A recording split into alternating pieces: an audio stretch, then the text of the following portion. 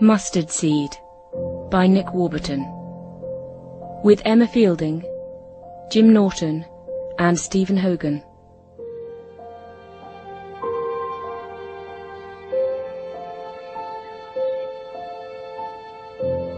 Sometimes I stand here so long, just looking out at the street, I almost forget where I am, or what I'm looking for, and I don't notice the time passing. Then, all of a sudden, I find I can't even see the cottages at the end of the row. Not properly. The edges have gone, and they're all joined with trees and bushes. It's one dark shape, and the colours disappeared from doors and window frames. It's got dark while I've been watching, and I haven't even felt it. Well, there's not a lot of point watching in the dark. If someone did come, I'd hardly see them. Then I think, but they might come, even at this late hour. They might just be walking by, and if I weren't watching, I'd never know. They'd go straight by, and I'd never see them again. And they might have helped. That's the thing. They might have helped. Because I do believe that someone will come. One day someone will have to come. But of course I watch for hours, and I don't see a soul. Or I only see someone from the village, and I know they're going to be no help. No, it'll have to be a stranger that comes by. I'm sure of that. When I can't make out the handle on old Barker's door, I give it up for the night. That's my sign. Then I go upstairs to sit with Samuel. Not yet, I tell him. There's no one yet.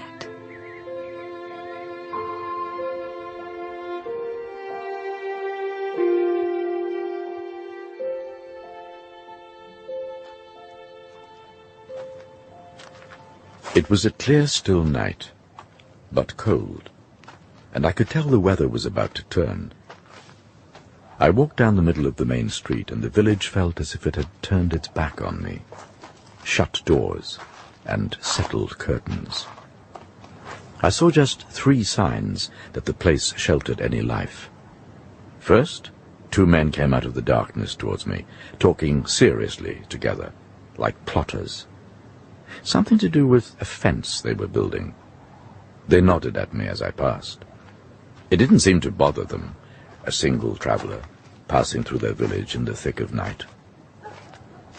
Then I walked on, and reached the end of the main street, where the cottages thinned out. And there was a meadow I could just make out in the moonlight, and by it an inn, the Primrose.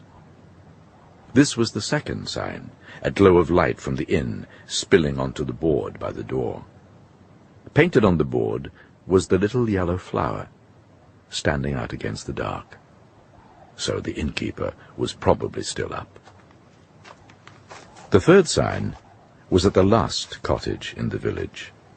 It was set apart from the others. I saw light there too, a thin light at one window, and part of a shadow. Someone looking out. They'd not all turned their backs then. I stopped and looked, but they didn't withdraw. The curtain remained fixed.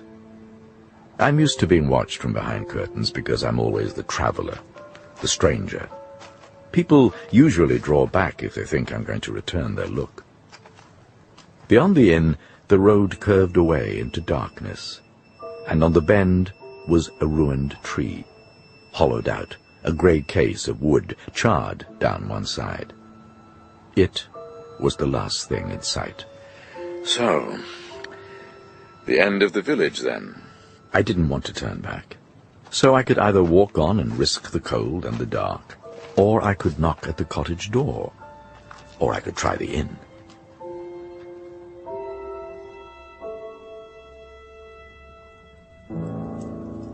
There weren't a lot doing that night.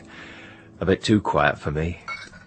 Mushy and Blazer had been in, and the two choirmen from the next village playing cards, and poor old Barker, he'd been singing to himself like he does, sitting on his own. He never minds if there's anyone to listen or not. Then his daughter turned up to fetch him away, and it was just me and the fire, so I thought I might as well bar the door and finish for the day. Only the day won't finish with me. Not yet. Am I too late? Oh, it depends. Can I help? I was walking to the next village, but I see no sign of it. Oh, no, sir. It's a while off yet. And the weather's spinning. It's not so still as it was. Yes, I can hear it. If it doesn't snow, it'll rain. Is this your inn, or must I ask someone else? No, it's mine. Ah, you run everything yourself? Yes, it's not that hard to manage. I can make up a bed for you, or there's the settle by the fire. You're welcome to that if you like. Ah, you're very kind. And that's not a bed, so I won't charge you for it. You can sit there till light. Might be better than walking on. Thank you. You haven't been here before, have you? Once, but a good few years ago. At least I think I've been here. The inn was called something else then. Yes, sir. The coach you were then. I found a new name for it when I took over. The Primrose. And this picture, is that... That's a primrose too, yes. Only it's not really a picture. No, it looks... It's in a frame and it has glass, yes, sir, but that is the flower itself. It's been pressed. You can see the colours faded. I had that done for my girl. What did you want in the next village? There's nothing there. Then it's a stepping stone to the one beyond. That might serve just as well. I'm not looking for anything in particular. Oh, just travelling. Just travelling. We never go to the next village, if we can help it. Not from here. Now and again, some of them will come here, but that's different. Oh, why? Well, there's more here to interest them. We had a couple in earlier, from the church choir. They come here after practice, or the parson never knows they're drinking. He don't approve. Here we are, sir. Ah, thank you. Oh, can I, Oh, that's all right, sir. Hospitality. Thank you. Your health. I'm glad to see you, really. It were right flat before you turned up. I'm not sure that I'll make any difference. Oh, if you sat here and never said a word, sir, it'd be an improvement. It's been generally quiet of late. And why is that? Well, I don't really know, sir. Winter coming on, I expect. We did have Mushy and Lacer in. They're not long gone. You might have seen them. I think I did. Decent enough lads, but you don't learn a lot off them. Unless it's fences. Ha! Fences, then I did see them. Oh, they've been working on Marsden's estate, mending his fences. They might occasionally have something to say about hedging or ditching, but they won't stray much further than that. I joined them a couple of times just to see if I could make them change the subject, but I never could. It were all fences and what black ooze does to wood, or it were complete silence. The cottage opposite. With the flint wall. That's Doddy's old place. There was a light and someone looking out. Was there? I was curious. I expect they were too, sir. Nothing more than that. Just travelling, he said he were, and making do where he could. No purpose to his travelling. Odd kind of thing to do. Still, he seemed decent enough. An elderly gentleman, but rather spry. And by his voice, not from around here, though I couldn't say where. When I heard the clock on the landing give out midnight, I went to fetch him some bread and soup. I brought it back, and he were looking towards me over his shoulder, but he weren't seeing me. The outer door were open again, and another visitor stood there, half in and half still out in the night. I felt the chill down one side. I guessed her to be from the cottage I'd just seen, what he called Doddy's old place. She looked directly at me, but said nothing. She's afraid, I thought. She wasn't very old, and she was slight, like a bird hesitating there on the threshold, not quite daring to come in, uncertain of her welcome. Katherine. You got a visitor, I see, Robert. Yes, just passing through. I've seen him from a window. Katherine, it's late, Katherine. He won't want to be disturbed. Then you speak to him for me. I'll wait here. I'll say nothing. I can't speak to him. You can, Robert. You know what to say. No, Katherine, it's not right. Just ask. If he says no, he says no. But we won't forgive ourselves, will we, if we don't even ask? There's nothing to ask. No, there is. I have to try. Listen to me. Listen. You can't go on doing this, woman. Haven't I told you that enough? Every time someone puts his head round my door, they don't want to hear about it. Then they can say so. What do you expect me to do? No one else will help me. My child is sick, Robert. He needs help. I'm to sit at my window and watch them walk by, am I? Is that it? They can't help you. You do not know that. Hope is one of God's most precious gifts. Don't you believe that? Yes, I do, but... So, I have to hope there's help for him somewhere in the world. And why shouldn't it come from a traveller passing through? It won't come from neighbours, I do know that, because they've already turned their backs on Samuel. They haven't, you know they haven't. Turned their backs long ago. They wouldn't give up hope for one of their own, would they? They'd try anything, so why do they hold out against me? They're not hope. Because it's someone else's child, their hope soon wears out. If only they saw him. The poor mite. But they won't, will they? They won't even see him now. There's not a speck of help left in this village. I have to try a stranger. I've no choice. Look, I'll ask him. I'll see what he says. Thank you. But don't wait here. I won't go into. Because he very likely can't be of use. No, I shall go. I've left Samuel long enough. If the man can help, he'll come to the cottage, I'm sure. Bless you, Robert. But you mustn't sit up waiting. Don't expect him to call. I know, but we will have tried. Yes. All right? You're a good man, and I trust you to be fair. If he can help, nothing will stop him coming. I do know that.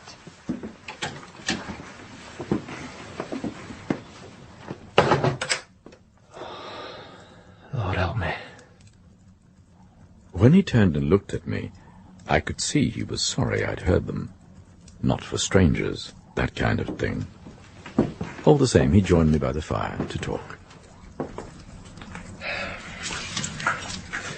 She's given to fretting, Katherine is. Alone in the cottage and everything. I expect so. She's not really of this village. No? No. She married a village man, though. Doddy. Big, broad chap he was. Worked up at the mill. Do you know him? No, I don't think so. No.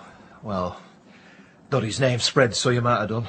He were well known, several villages wide. Known for what? Well, for being a bit cracked, mostly, you know, living on his own and not speaking to anyone. You mean he said little, or...? He said next to nothing. He could speak, he just never bothered. When he were at school, they asked him questions. What's this, Doddy, what's that, and all the rest of it, and he answered short as ever he could. But when he walked out the school gate on his last day, that were the end of it. He stopped speaking? Well, more or less. I mean, very, very rarely did he say anything, and it was the talk of the village when he did. But he married? Katherine. Katherine, yes. Oh, yes. Well, that were a boat from the blue, that were.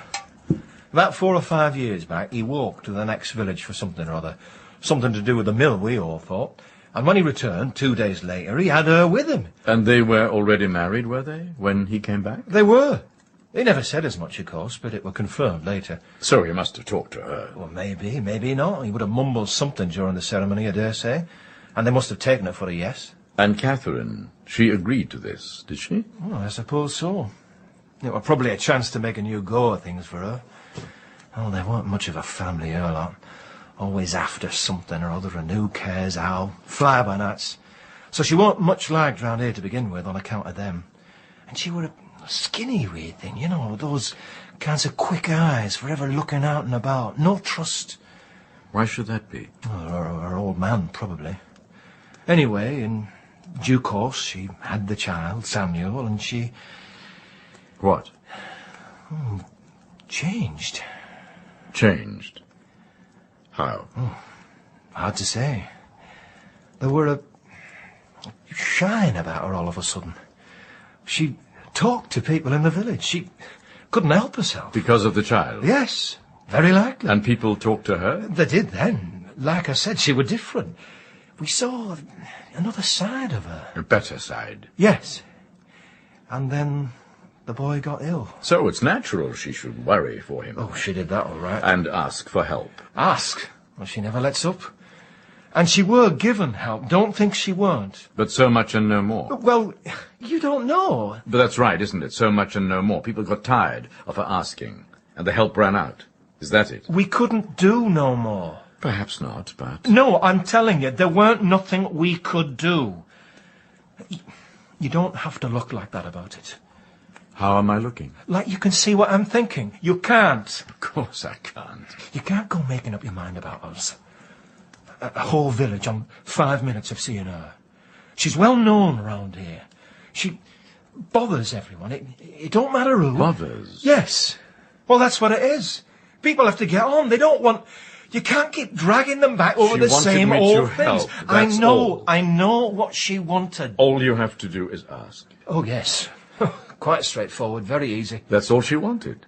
To ask me. It's not just you. It's everyone that passes through, no matter who they are. This is once for you. For me, it's all the time. I'm sorry to get worked up, sir, but she's a difficult woman. And she's not right in the head. Surely you can see that. I can see she was upset. I can see... Upset? That's more than that. I can see a silent husband might not be much comfort. And if her child is unwell... Her child is dead. Dead? You mean he's... he's dead. He died. And she comes in here every day asking for help.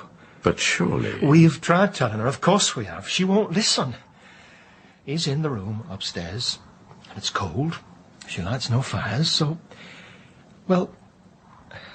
You've seen him? I went over there, yes, to see what I could do. Oh, she took no notice of me. What about her husband? Gone. Gone? Doddy took off, by himself. You mean he left her? When she just lost... When they both had. It were odd in him, too. And that were probably the reason, though who knows what was going on in Doddy's head. Then what does Katherine think is going on? Oh, she's nothing to say about Doddy. But the child? Well, she thinks he's sick. And he'll get better as long as she keeps up hope and stays faithful and alert. She thinks that one day someone will come along... Who? I don't know. Some stranger who knows something we don't, I expect. I'm sorry. I didn't realize. No. Well, it's not the likeliest of explanations, I suppose. Like I said, you're welcome to settle for the night, and you can leave whenever you're ready, and you don't have to stay. I just ask one thing. And what is that? When you go, don't let us see you leave, for all our sakes.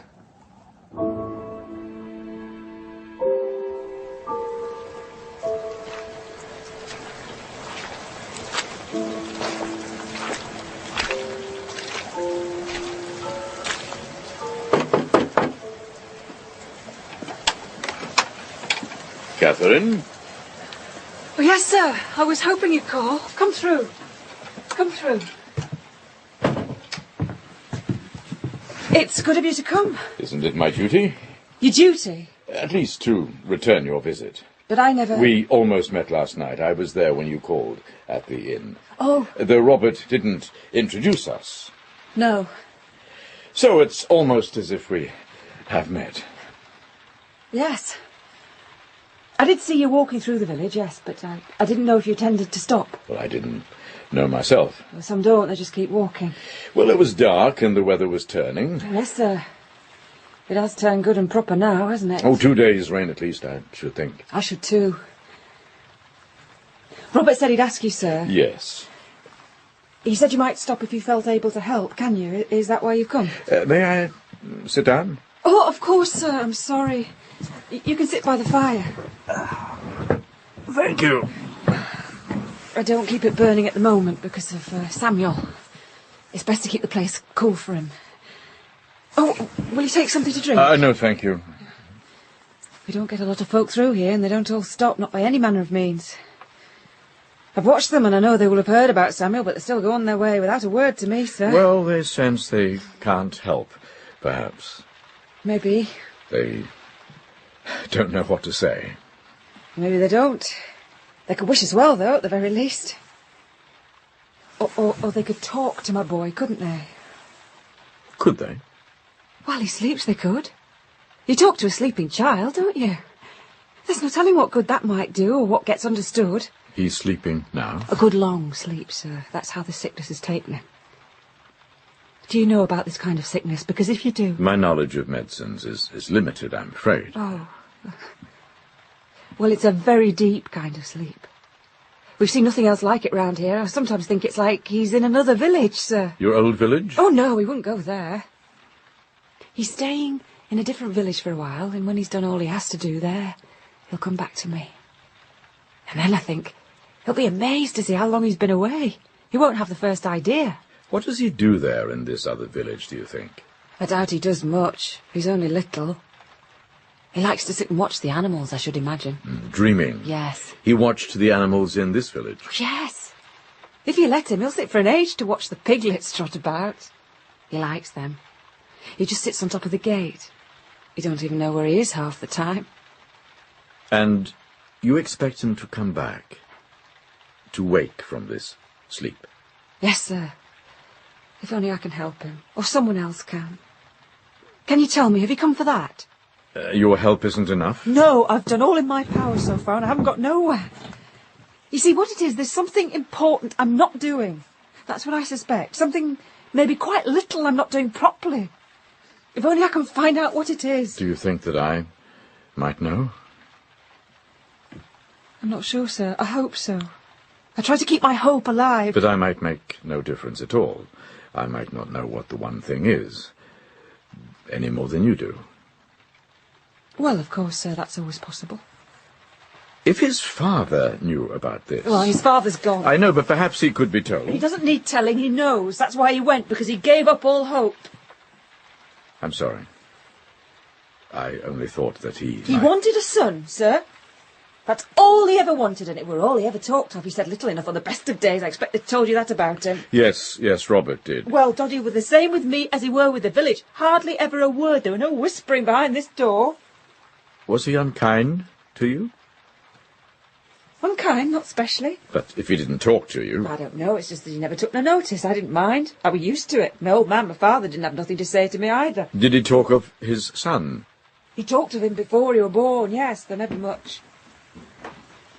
He wanted someone to carry things on for him, with the mill and everything. So we walked 9 miles to my old man's cottage, and that was the first time I saw him.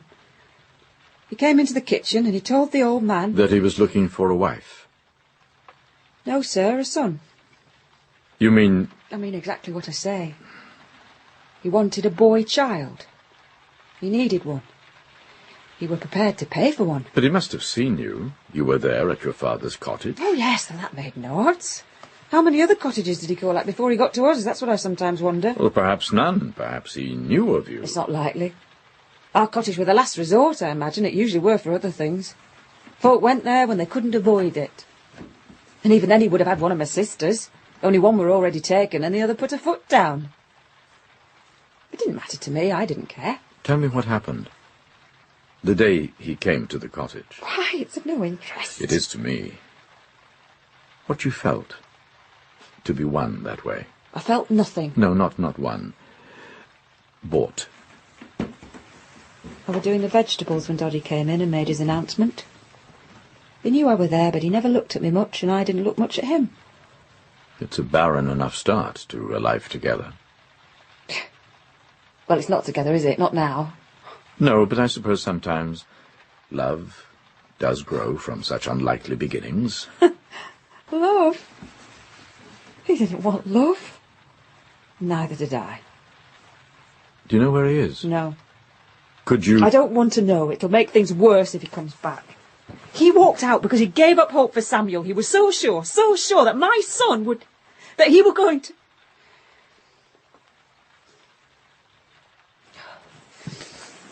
Forgive me, sir. But aren't we wasting our time talking about Doddy? He's gone and forgotten. I thought you'd come to help my son. I came to call on you. But can you help him? Will you just say if you can? I don't know. I can't be sure. I'm begging you, if you can, sir, to try. Even if you're not certain about it, he needs someone to try for him, you see? Well, let me think. But now, he's sick now. You know, this isn't an easy thing to ask. Yes, I know that. Then, You must let me go away to think, and then I'll come back in just a little while, and I'll see what can be done. Yes, sir, I see. You don't believe I'll come back? I don't know. Folk do make promises sometimes. This isn't just a promise, Katherine. Then it turns out to be an excuse so they can get away. No, I will come back. You know where the road bends at the top of the village? Yes? I saw an old tree there. Half burned up in a storm, I know it. That's where I'll go. I shall walk as far as that tree and then turn back, and I shall think about Samuel as I walk. And I want you to do the same thing. I want you to think about him while I'm away. And aren't I doing that this very moment? At every moment? How can you say that? No, listen to me. My every next thought. Listen, Katherine, listen. There are two things I shall ask when I come back. You must think about those things in particular. And what are they? The first is why you chose his name, and the second is where he was when he laughed. When he laughed? Yes, where he was and what he was doing. I want you to think about that. One single moment. I want you to be able to tell me about it.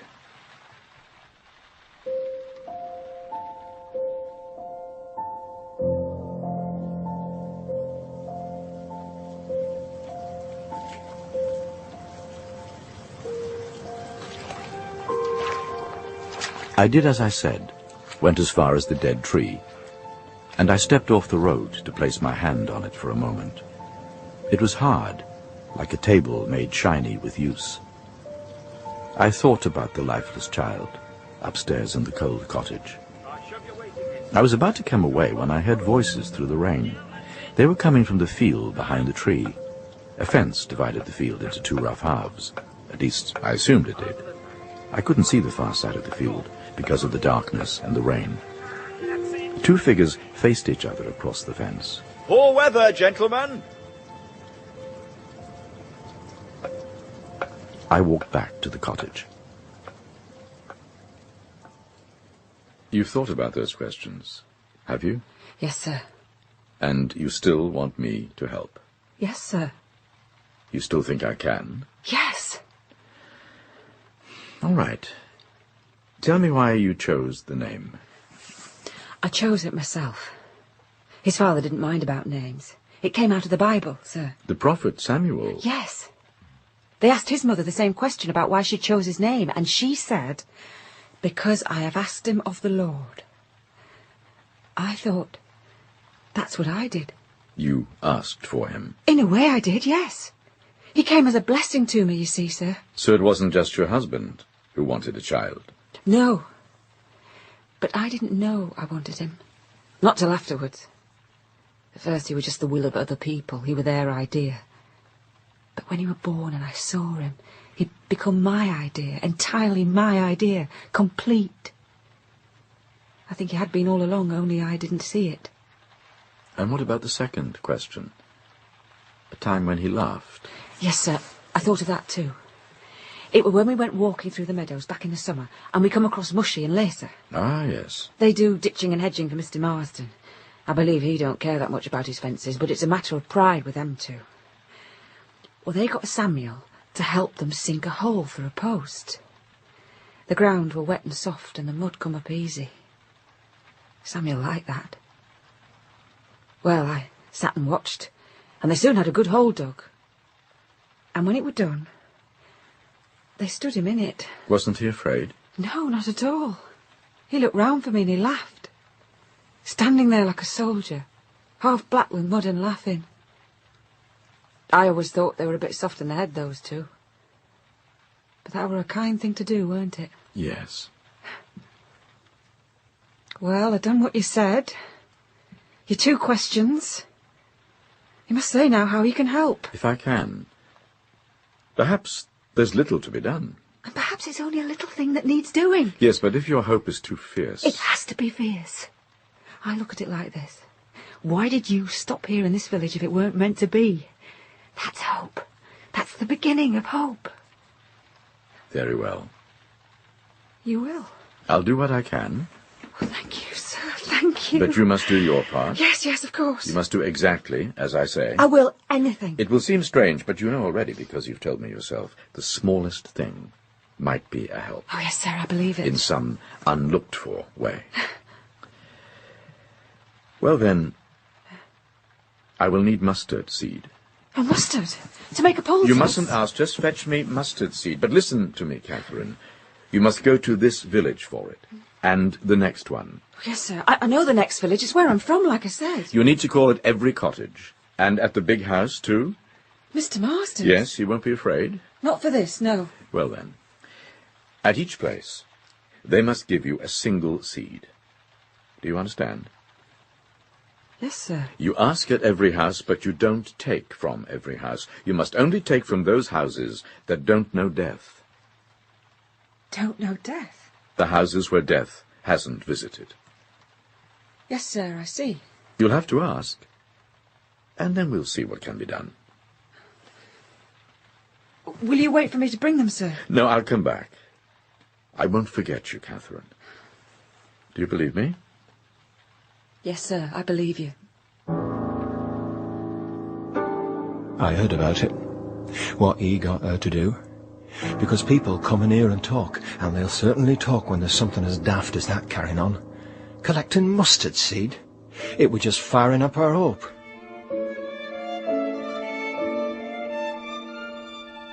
She went to her old village first, full of purpose, striding out. I stood at the door and watched her. She could have asked round here, but she wouldn't do that. We were the ones who turned our backs. She'd show us we were wrong. She were away all day. Came back in the dark. Never said a word to a soul. And that's how it went the next day, too. Out all day, the cottage left empty, and then you'd look over and see a candle move in the upstairs room, and you knew she were back, and she were going to sit by the boy all night.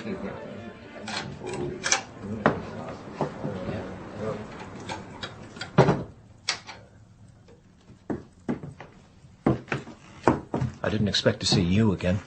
I told Katherine I'd come back. You said you'd help her. You haven't done that. We don't know yet. Oh, I think we do. I took you for having more sense. What good is hope when there's nothing behind it? It wasn't exactly hope I was offering. And what kind of happiness is it that lasts a couple of days and then makes the rest of her life a misery? I don't intend to make her miserable. But that's what she will be when she learns the truth. Truth? That there is no hope. You think that's the truth? It is for her. It is for most of us. But I have come back, haven't I? So clearly I don't mean to abandon her. Oh, well, perhaps it would be best if you did. I intend to see her. Well, don't wait here. You're no longer welcome. Make your way and leave her alone. I waited for her to come to me. I knew she would, in the end. She'd have to. Robert? Oh, Katherine, I didn't hear you come in. No. I've been waiting for the others to go. I want to talk to you on your own. It's late, love. We can't do anything useful tonight, can we? It's only a simple thing I have to ask. Well, I have to clear away. I can't... No, it's all right. It's not like last time. Maybe not, but... You don't have to do anything much, and I'll not keep you up. This is to help Samuel. Yes, I know. Then let me ask. I know. Do you what have you some want. mustard seeds here somewhere? You're bound to. No, you don't. Yes, want. I have to. Katherine, it won't do no good. It will. You don't understand. I understand well enough. I've heard about this. The old village has. Katherine, will you take it from me? There's no point. But look, the easy thing for me is to say yes. All right, yes. I'll go and find you what you want. You will? No. Listen to me. I can't. I can't do the easy thing because I'd be fooling you just the same as him if I did that. No, you wouldn't. Will you just let me explain? All I want is one. One mustard seed. I know. That's all I'm asking for. One. What will that cost you? You can, Robert. I know you can. Why do you need me? You've asked the others. I have to ask you. It's because Death's not been here. What? Death hasn't visited this house. I don't understand what you mean. Well, this is the inn, and you're here on your own. I know, but... So this place is clear of death. That's what the traveller said I must ask. He said it has to be a mustard seed from a house where there's been no death. I can't just take any seed. I never knew he said that. He did. And you are here on your own, aren't you? Yes. You see, This is a lively place. It's full of life. I see people coming and going. No. I'm sorry. I can't help you. Please. Don't ask me, Katherine. Don't ask me.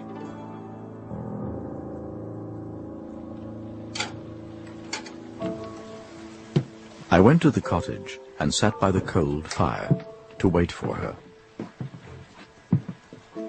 The room was dark, and I could see the rain against the window.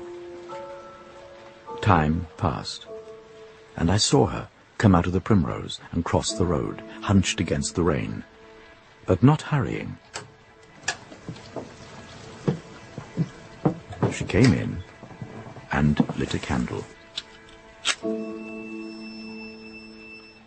She wasn't surprised to see me there. You've come back, then?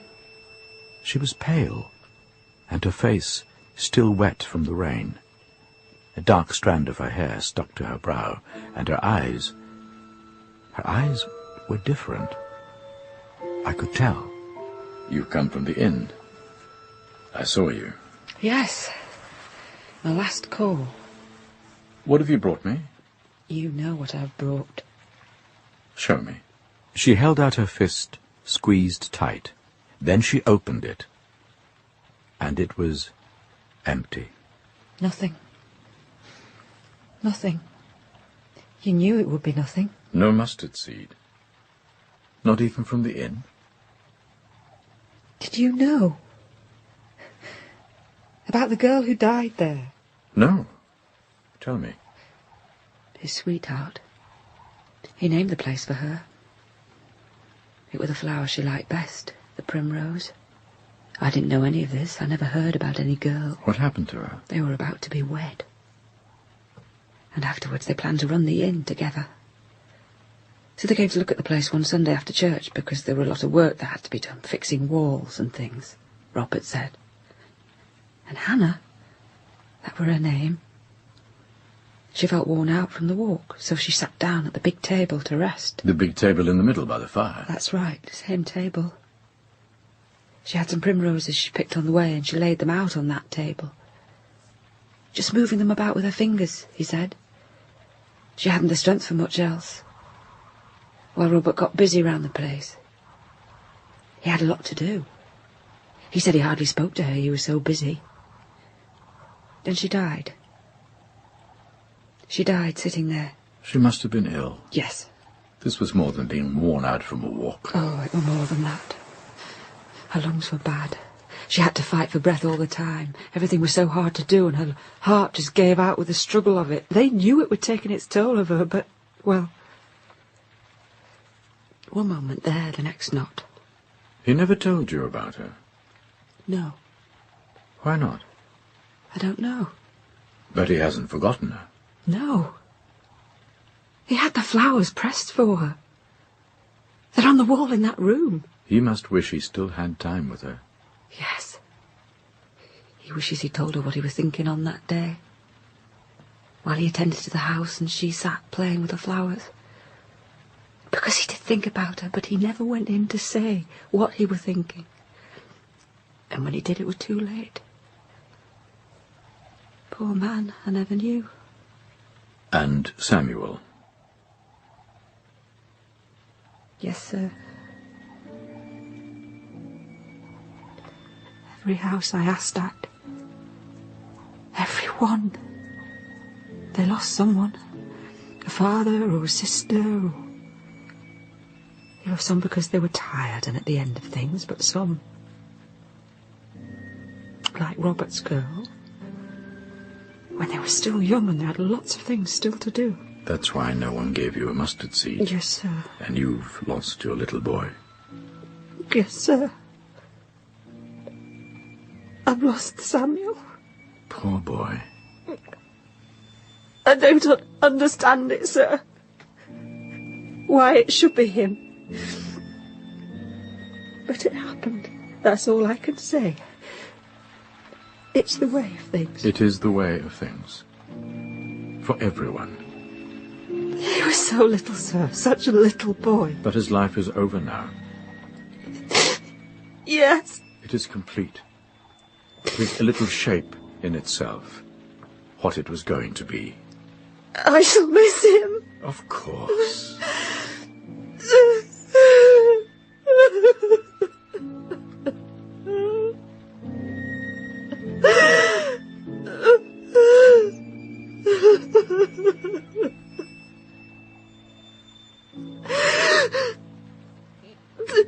What must I do now? I don't know what to do. You must bury him. Oh. And then you can remember him.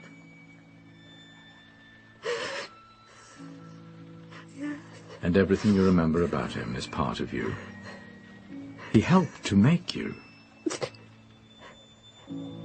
And am I still his mother? Of course you are. And you have one more thing to do for him. Yes? Yes, sir. Do you want me to stay and help you?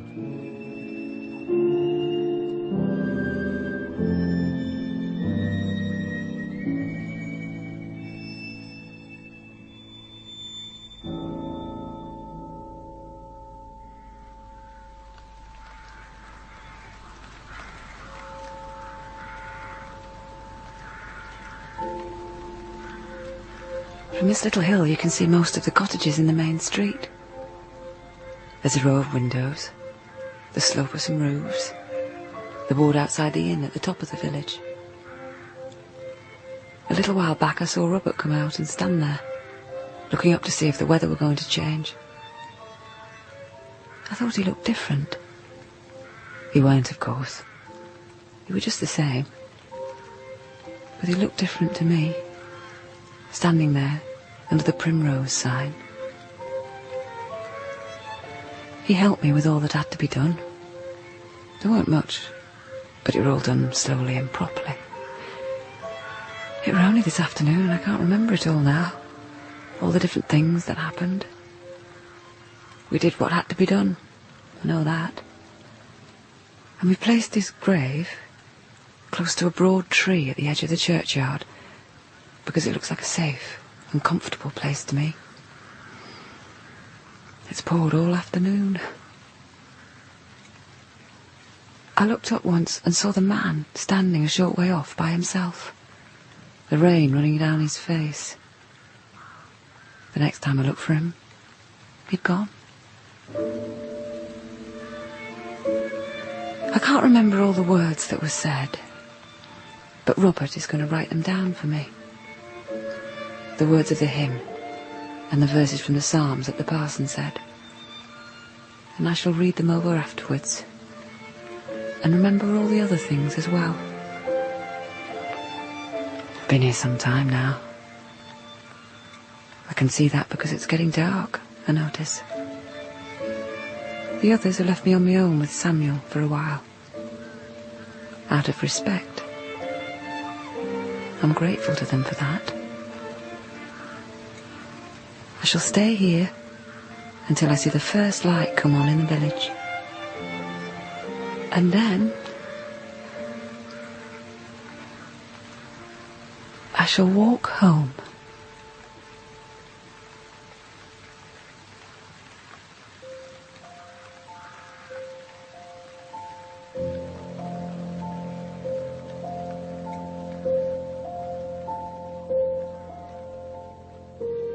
In Mustard Seed, by Nick Warburton, Katherine was played by Emma Fielding, The Traveller by Jim Norton, and Robert by Stephen Hogan. The director was Peter Kavanagh.